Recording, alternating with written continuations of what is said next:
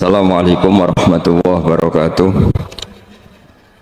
Bismillahirrahmanirrahim. Nahmaduka ya ghafuru ya syakuru. Mashalli wa sallim barik ala sayyidina maulana Muhammadin wa ala alihi wa sahbihi asma'in. Nama ba'du. Mendoakan orang yang sudah meninggal niku sanate muttasil. Malam niki kalau betul kitab I'anatul Thalibin juz sekali, jadi kalau sengaja bawa untuk memastikan bahwa cara-cara seperti ini mendoakan orang yang sudah meninggal niku sanate muttasil. Kalau jemut, kalau berkali-kali mengingatkan kecil kulo nu sering dijak ziarah teng Mbah kulo Fatimah. Mbah kulo Fatimah kulo sering cerita Habib Ahmad, Mbah kulo Fatimah binti Idrus bin Umar bin Arabi, terus misanane Ki Hamid Pasuruan. Bapak kulo niku Ki Nur Salim bin Nur Samri niku mbah kulo saking bapak nu seneng poso.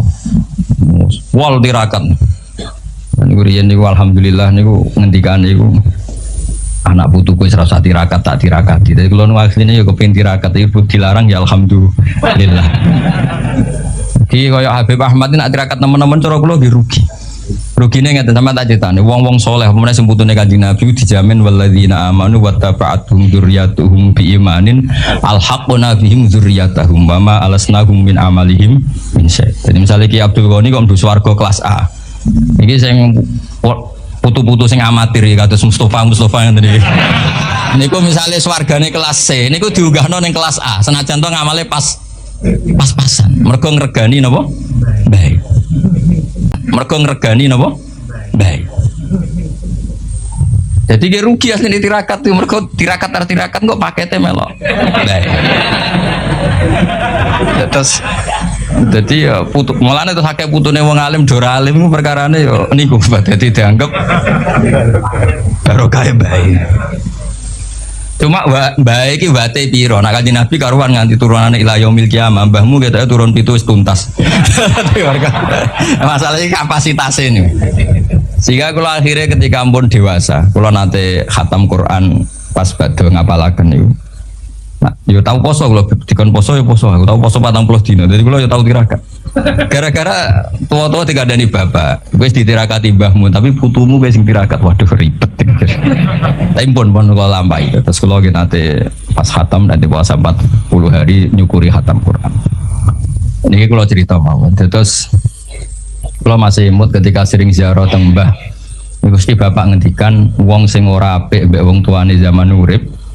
Ketika wong tuane kapundhut kok dadi apik sering mendoakan itu kutiba baron liwalidahi, dia masih ditulis sekarang berstatus baik meskipun dulu kurang baik, apalagi kalau yang dulu sudah baik sekarang tambah apa? Baik.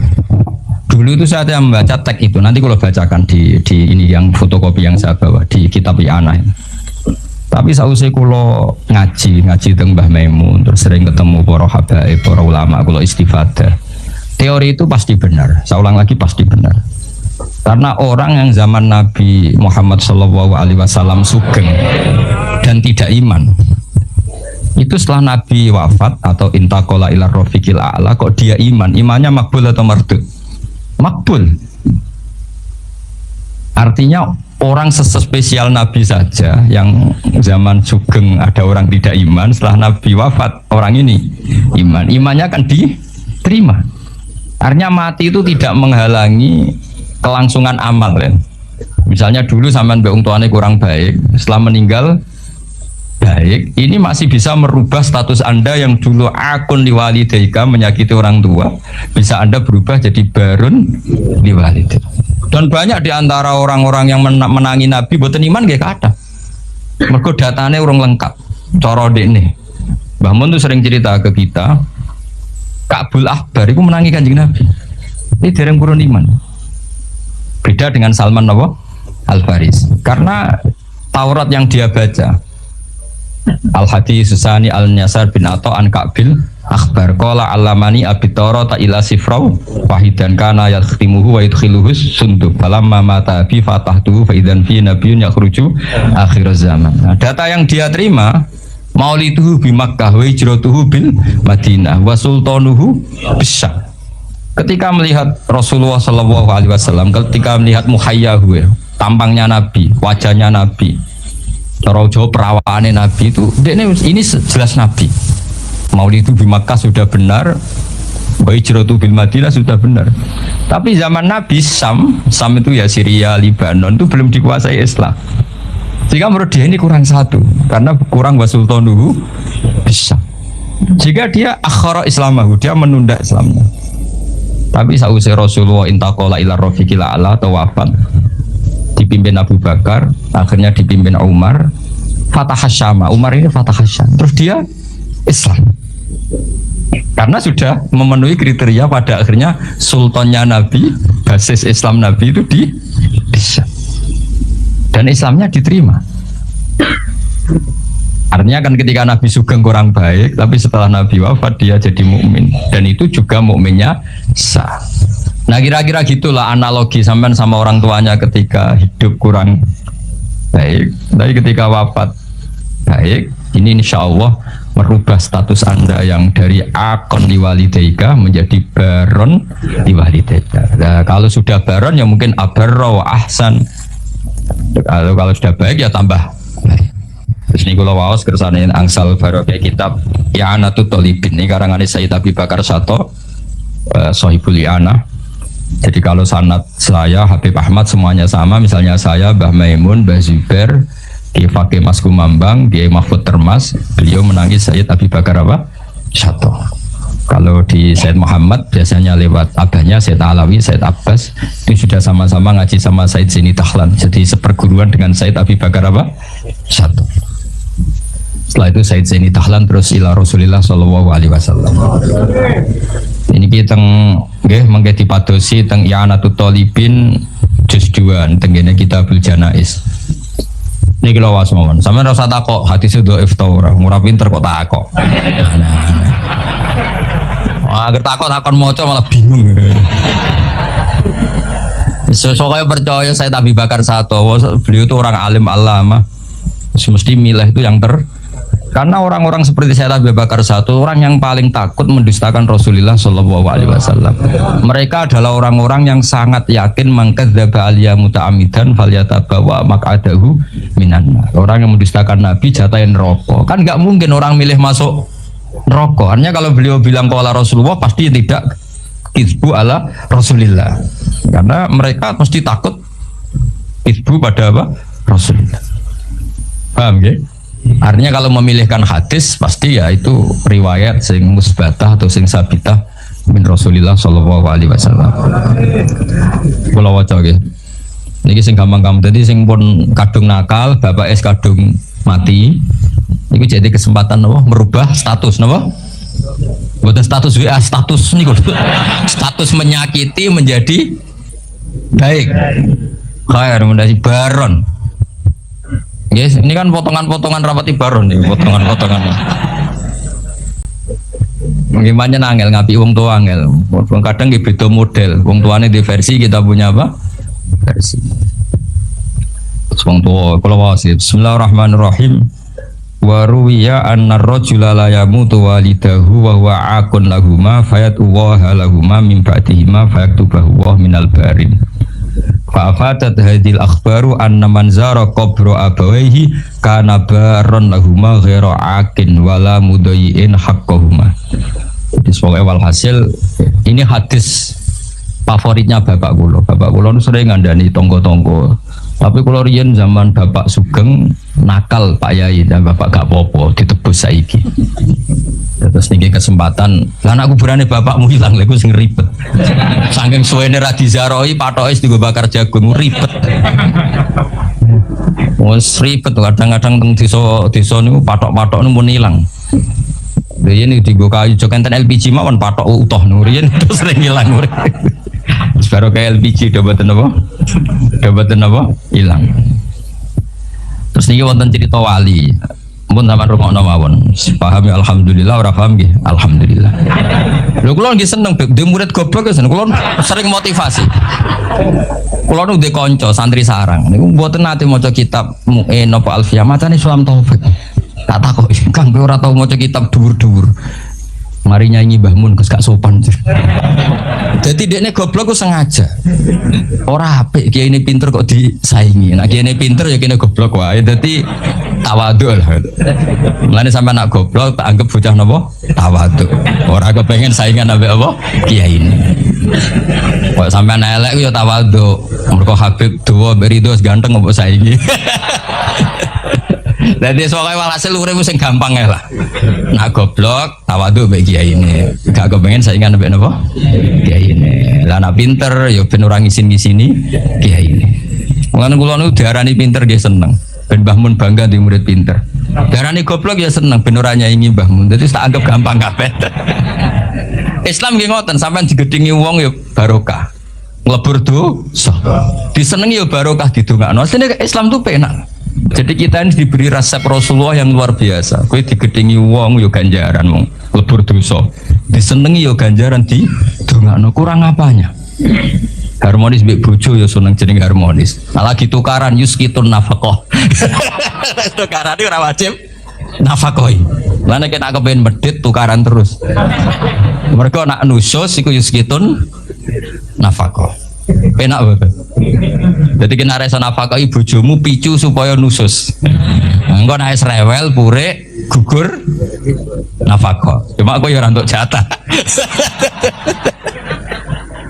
Pokoke kalau niku pengine iku ya pokok Islam iku enak ngono. Pokoke wau kados dawuh Said Ali tadi asraqal kaunu biha jabi wujudil Mustafa no Ahmad wali ahlil kauni no unsun wa sururun qad tajaddad. Pokoke anak Islam ku seneng. Loro ya seneng lebur dosa.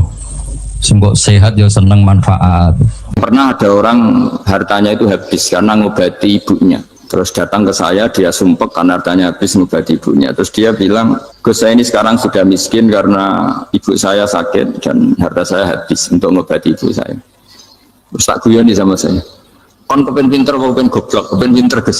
Ingin pinter apa ingin goblok? Katanya ingin pinter.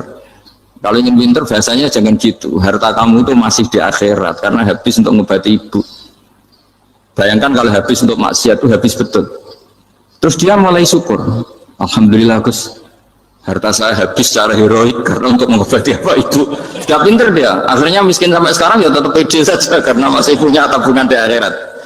Dan itu saya terinspirasi oleh ilmu juga. Jadi dulu Sayyidah Aisyah itu pernah nyimpan sepotong daging kambing, disimpan untuk dimakan beliau. Karena beliau mau iftar ya, mau buka atau apa. Singkat cerita, karena bawaan keluarga Nabi itu sakhok, ada orang minta dikasihkan. Suatu saat akhirnya kan habis. Terus Nabi tanya, yang daging tadi di mana? Habis. Terus Nabi cara menjelaskan itu indah sekali. Harta kamu itu baju yang kamu pakai nanti ya rusak, yang kamu makan nanti ya ke WC.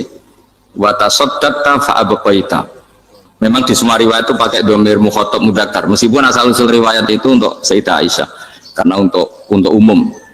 Yang kamu sedekahkan tuh yang masih, kamu jangan bilang kamu sedekahkan tuh yang habis. Yang kamu sedekahkan tuh yang, misalnya saya punya uang 1 miliar misalnya, terus pernah tak sedekahkan ke fakir miskin atau ke kiai atau ke pondok 100 juta, itu yang mesti masih, karena kadung di luar kekuasaan kita, kadung lillahi ta'ala. Justru yang masih itu yang potensi nanti untuk hal-hal yang kurang positif.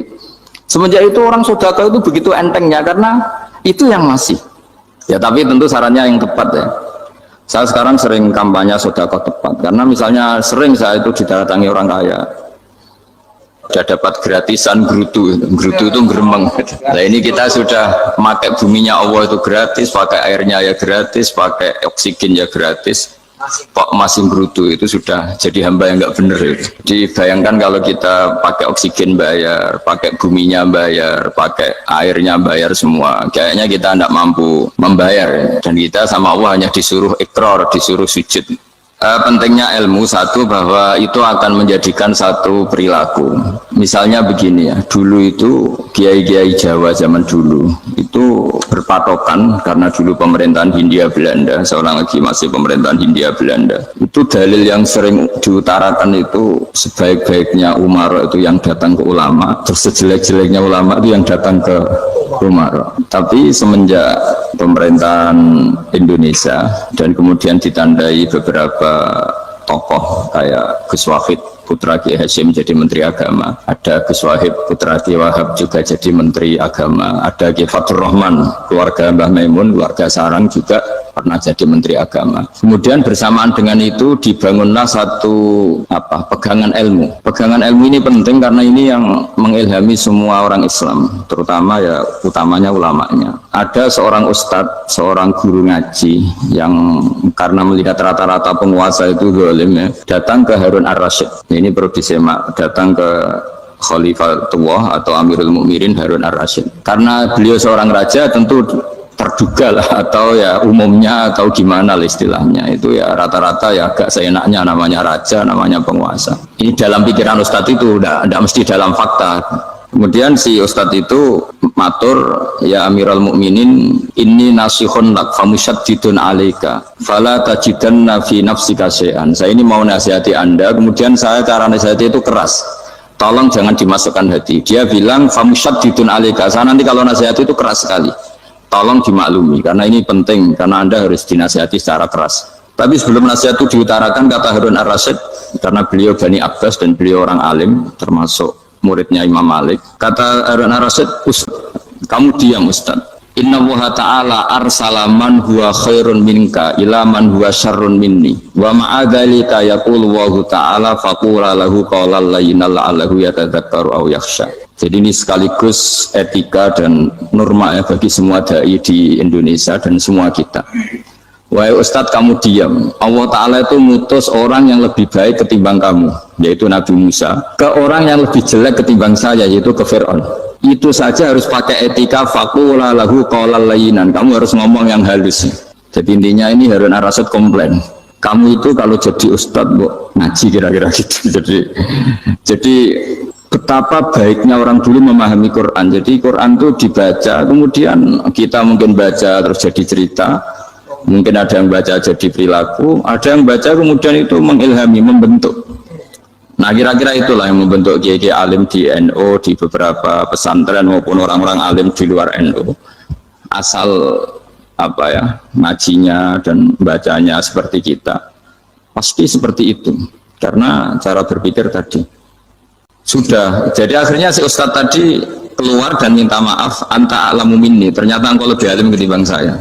Jadi kalimat famusyaddidun alaika, saya akan keras cara memberi nasihat, itu yang diket, yang dipotong, yang dibatalkan atau yang diralat oleh Khalifatullah Harun Ar-Rasyid. Yaitu dikatakan inna Allaha ta'ala arsala man huwa khairun minka ila man huwa syarrun minni. Yaitu Allah mengutus orang yang lebih baik ketimbang kamu, yaitu Nabi Musa, ke orang yang lebih jelek ketimbang saya, yaitu Fir'aun. Itu pun harus faqula lahu qawlan layyinan. Cara berdakwah harus dengan kata-kata yang halus, yang lembut, yang indah. Dan dengan kata-kata itu diharapkan la'allahu yatadzakkaru aw yakhsha, semoga yang didakwai menjadi ingat.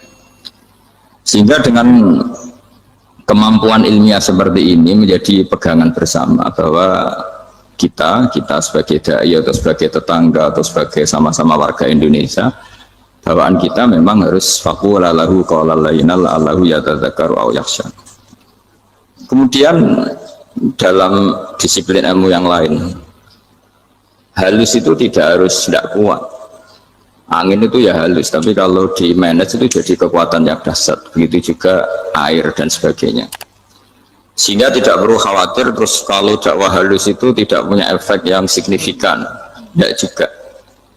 Allah Ta'ala itu pengelola angin. Angin itu kekuatannya dahsyat, sehingga Nabi Sulaiman dikasih kekuatan angin dan bisa terbang kemana-mana. Kemudian sekarang jadi teknologi yang banyak memanfaatkan angin, mulai rem, mulai apa saja.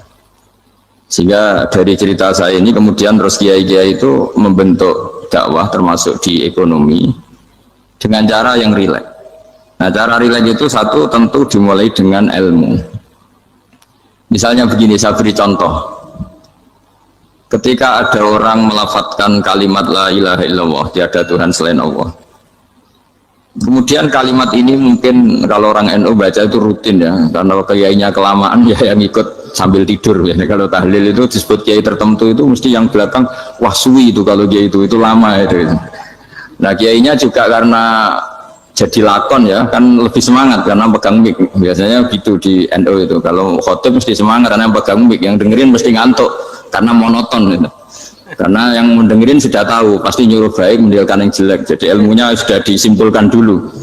Setiap yang tidur di masjid mesti tak tanya kenapa tidur, ilmunya tidak ada perkembangan, terus nyuruh yang baik meninggalkan yang jelek. Tapi kalau ilmunya agak ada perubahan kan dengar semua pasti nyuruh yang jelek meninggalkan yang baik, karena watak manusia itu agak-agak suka fitnah, itu suka geger. Tapi kalau monoton itu mesti enggak itu. Tapi yang menjadi pegangan kita, saya ulang lagi, itu ilmu dulu. Saya ulang lagi, itu ilmu dulu. Saya berkali-kali menyontohkan, kalau ada orang kafir, orang yang tidak bersyahadat 70 tahun, kemudian dia bersyahadat sekali saja di akhir hayatnya, itu kata Allah, qulil ladzina kafaru iyyantahu yughfar lahum ma qad salaf. Katakan ke mereka yang kafir, jika dia mau bersyahadat, itu masa lalunya diampuni semua. Sehingga kedahsyatan kalimat ini luar biasa. Orang yang kafir 70 tahun saja, barokahnya la ilaha illallah ini, dosanya bisa diampuni semua. Nah kemudian karena ilmu ini tidak begitu populer atau kurang dipopulerkan, atau kita sendiri kurang menghayati, sehingga la ilaha illallah itu lebih dianalisis cara lafadz ini, pelafatannya ada sanadnya enggak ya gitu. Terus cara melafatkan bareng-bareng seperti itu ada tumpengan ini bid'ah enggak ya. Jadi pertanyaannya sudah tidak tentang keramatnya atau sakralnya atau fadilahnya la ilaha illallah, tapi sudah macam-macam. Dan cara seperti ini ada hadisnya enggak, legal enggak, terus ada sanadnya enggak. Jadi saya mohon semohon-mohonnya untuk teman-teman yang di Al-Iman itu harus ngaji ya. Ngaji itu nanti kamu tahu cara mandang sebuah ibadah atau perilaku atau apa sajalah tahu. Karena al-ilmu yurisul ahwal, ilmu itu bisa mengilhami cara pandang. Dulu yaitu saya ulang lagi, ketika zaman Hindia Belanda, karena pemerintahnya Hindia Belanda itu ulama-ulama keras sekali, sejelek-jeleknya ulama itu yang datang ke Umarok. Tapi setelah era Mbah Hashim, era sampai Mbah Maimun, itu mereka peduli sama Umarok, sama semuanya sama-sama warga Indonesia yang ingin melihat Indonesia yang lebih baik. Sehingga banyak ya, kakak saya sendiri pernah wakil bupati, terus putra Mbah Maimun wakil gubernur, ini teman saya Ki Hafid ya bupati. Semenjak itu terus, dan itu nggak lepas dari cara pandang, yaitu cara pandang diantaranya adalah cerita tentang Nabi Musa yang Allah tetap peduli sama Fir'aun, sehingga tetap didakwai Nabi siapa? Musa. Dan posisi Musa datang bukan memanggil. Nah cuma sampai sekarang itu belum pernah ke kantor bupatinya Pak Hafid, karena kadang-kadang orang terus curiga mengajukan proposal, jadi agak repot. Ketemu bupati itu sialnya kiai kan mesti pikirannya orang bupati ini nyangoni, kiai ini disangoni itu. Itu terus kayak kita fakir miskin itu. Jadi makanya saya itu belum pernah datang. Tapi alhamdulillah karena beliau berambisi menjadi wa khairul umara mayatuna babal ulama. Jadi datang tapi sangat ambisius ingin mengalahkan ulama, karena dia kalau datang statusnya lebih tinggi. Ya tidak apa-apa, ini tawaduk tapi niatnya agak begitu tawaduk. Jadi saya sering di Jakarta, tapi ya tadi jarang ya. Biasanya nganggarkan waktu hanya pas saja, tidak kurang tidak lebih. Biasanya ngajar di pondoknya Pak Kures itu di Baitul Quran ya. Hanya ngajar santri-santri itu. Nah, jadi pemahaman Quran dulu itu kata Imam Ghazali, itu membaca Quran itu membaca, bukan bercerita. Kalau kamu membaca seperti ini, kunta qori'an, kamu pembaca. Pembaca itu yang mengambil pelajaran. Tapi kalau kamu hanya cerita, itu namanya kunta hakian. Sebenarnya Anda tidak membaca Quran, tukang cerita. Misalnya tadi, cerita Nabi Musa datang ke Fir'aun. Itu kalau kamu hanya cerita, wah dulu itu ada orang namanya Fir'aun, didakwai Nabi yang namanya Musa. Ya ini namanya tukang cerita. Kalau kamu pembaca tidak gitu. Betapa baiknya Allah, orang sengawur Fir'aun saja inginnya Allah masih ingin diselamatkan dengan mengutus Nabi Musa kekasihnya. Itu namanya kunta qori'an, kamu pembaca betul, bukan kunta hakian, kamu tukang cerita. Begitu juga seterusnya tentang Quran, ayat-ayat seterusnya. Sehingga yang diharapkan dari pembacaan Quran itu memang kita sebagai ahli baca, ahli mu'tabir ya, ahli yang ngambil pelajaran, bukan tukang apa? Cerita. Sehingga dulu ketika Sayyidina Umar radhiyallahu anhu ketika membuka Baitul Maqdis atau Baitul Muqaddas dan diajak syukuran, pesta-pesta makan itu. Beliau nggak mau. Ketika ditanya kenapa engkau nggak mau, alasannya itu langsung beliau baca Quran. Jadi saya punya sekian contoh. Saya ulang lagi, saya punya sekian contoh. Orang-orang dulu dengan Quran itu menyatu, bukan sekedar dihafal tapi menyatu. Sehingga bawaannya itu sudah Qurani, sudah Qurani. Saya beri contoh pertama Rasulullah SAW, nanti Umar kedua. Rasulullah itu pernah nggak makan sampai 3 hari. Terus ditanya oleh sahabat, lalu kekuatan engkau bisa hidup apa? Terus menghentikan al-aswadani, maksudnya itu tamar dan air, hanya makan kurma dan air. Tapi beliau tidak ketemu roti atau nggak ketemu nasi lah kalau orang Indonesia. Ketika hari ketiga dikasih makan oleh sahabat, dipotongkan kambing, kemudian baru makan 3 lukmah, kira-kira ya 3 asupan nasi, berhenti. Padahal sahabat yang lapar sama dengan Rasulullah itu membayangkan Nabi itu sampai kenyang, sampai apa. Tapi ketika ditanya, seperti ini pun nanti ada hisabnya. Walatus alunna yauma idzin anin naim. Jadi acara makan-makan gini itu nanti ada hisabnya. Nabi nangis. Akhirnya sahabat nggak jadi nerusin makan. Jadi ketakutan orang dulu sama ketika Sayyidina Umar dijak pesta ketika memenangkan Baitul Maqdis itu. Inna wa ta'ala ayyara qauman. Allah itu mengkritik sebuah komunitas kaum karena apa? Adhabtum thayyibatikum fi hayatikum dunya wastamta'tum biha. Kamu adalah orang-orang yang jatah nikmat kamu sudah kamu habiskan di dunia. Adhabtum itu kalian habiskan jatah kenikmatan kamu di dunia. Wastamta'tum biha, kamu di dunia sudah berpuas-puas. Maka jatah Anda sekarang di akhirat habis. Sehingga Sayyidina Umar tidak mau pesta-pesta karena takut jatah nikmatnya habis. Kata beliau terus, astabqi thayyibati, akan saya sisakan sisi-sisi kebaikan saya supaya tidak habis. Corong Jawa itu jadi entek-entekno biar jatahnya masih. Sehingga di dunia kiai itu ya meskipun saya akrab bupati, akrab mungkin wakil gubernur, saya itu ya jarang ketemu. Karena kalau orang Jawa bawaannya ketemu ya makan-makan, guyon-guyon. Itu nak keterusan ras mlebu swarga. Makanya saya pastikan Pak Yusuf Mansur kesini tidak akan saya jamin, biar aja, biar jatahnya masih. Jadi ini bukan karena saya biar jatahnya masih. Mendit menyelamatkan. Ya, jadi itu ilmunya kiai. Nah, efek dari ilmu ini dahsyat. Kalau Anda berpikir tentang nasib Anda di akhirat, nanti bawaannya juga tidak akan mudah menyalahkan orang lain. Tidak akan menghakimi orang lain karena sibuk dengan dirinya sendiri, tapi tidak dengan makna egois, tapi makna orang baik itu siapa? Orang yang sibuk dengan aib pada dirinya, dengan kekurangan pada dirinya, saking sibuknya mikir aibnya sendiri, tidak sempat mengoreksi aibnya orang lain. Itu awal ilmu. Ilmu itu tidak dimulai dari larangan. Kalau larangan karuan, tidak termasuk ahli surga, orang yang suka mengadu domba, tidak termasuk orang baik yang cari kesalahan orang lain. Itu namanya pelarangan. Tapi ilmu itu di atas nahi, di atas pelarangan itu. Kamu punya kesadaran bahwa kamu itu yang penting selamat dulu, jangan memikirkan orang lain. Dengan makna bukan egois, tapi dengan makna supaya tidak menyalahkan apa orang lain. Nah, saya termasuk ya boleh dikatakan kiai lah, yang paling fanatik bahwa semuanya itu harus dimulai dari ilmu.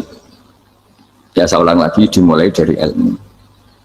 Nah, dari sini kemudian saya berharap Indonesia menjadi damai, menjadi baik. Itu bukan karena kita baik-baik banget ya, tidak mungkin kita ada nabi, tapi karena sudah sibuk dengan memikirkan kesalahan diri sendiri. Sehingga misalnya kita baca Quran, Rabbana zalamna anfusana, lalu kita langsung ingat betapa hubungan kita dengan Allah itu harus ikrar dulu, merasa zalim dulu, merasa salah dulu.